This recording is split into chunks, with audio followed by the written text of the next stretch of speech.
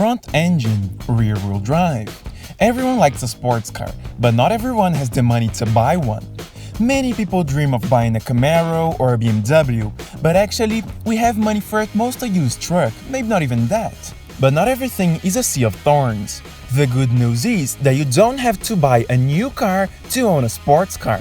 You can turn the car you already have into a fun car with a few modifications. There are many affordable sports cars out there, such as the Toyota AE86, which has been an enthusiast's car since the 1980s, mainly in Japan and the USA, and has been very popular for its incredibly cheap used car prices.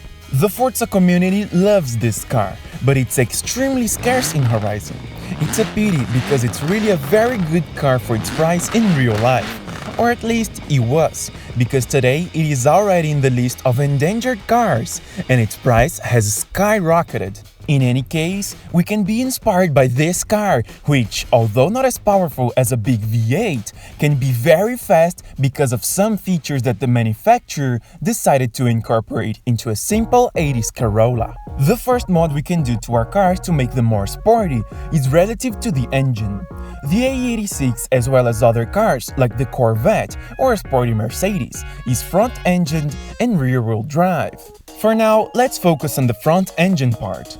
Other faster cars may have different engine configurations, such as Porsche with rear engines and rear-wheel drive, or Lamborghini with its central powertrains at the rear, but these are more often seen in supercars. Therefore, your daily car probably has a front engine, and it is possible that it's a 4-cylinder, as is the case of the AE86. In it, the 4AGE engine was famous for being one of the most powerful that came with the car, reaching an enormous 130 horsepower. I know you'll say that the internet is full of cars over 500 horsepower, but remember that it was almost 40 years ago. My car from the 80s has 65 horsepower at most. In any case, it was not a powerful car, and the drivers used to put more efficient air intakes, better filters, wider exhausts, and so on. A more interesting number for games like Forza would be around 300 horsepower, at least for me, because I can't feel the car very much if it has less than that. But in real life, 300 horsepower is no joke. Let's leave the best part to the end and talk about traction now. Most of the sports cars are rear-wheel drive. This means that if you already have a car with this configuration, you may want to put a better differential in it to be able to drift, but I bet that just welding your diff is enough. Or, if your car is front-wheel drive, you are likely to have to do as Stefan Papadakis, who made a front-wheel drive Corolla into a professional 1000 horsepower rear-wheel drive drift car. Lucky for us, we just have to choose a setting from the Forza menu so that our car becomes a drift-capable machine. If your car is all-wheel drive, just remove the front half shafts and lock the differential. Now, when you think about sports cars, if what comes to mind is a Camaro or a Mercedes, you may be disappointed with the performance of these cars.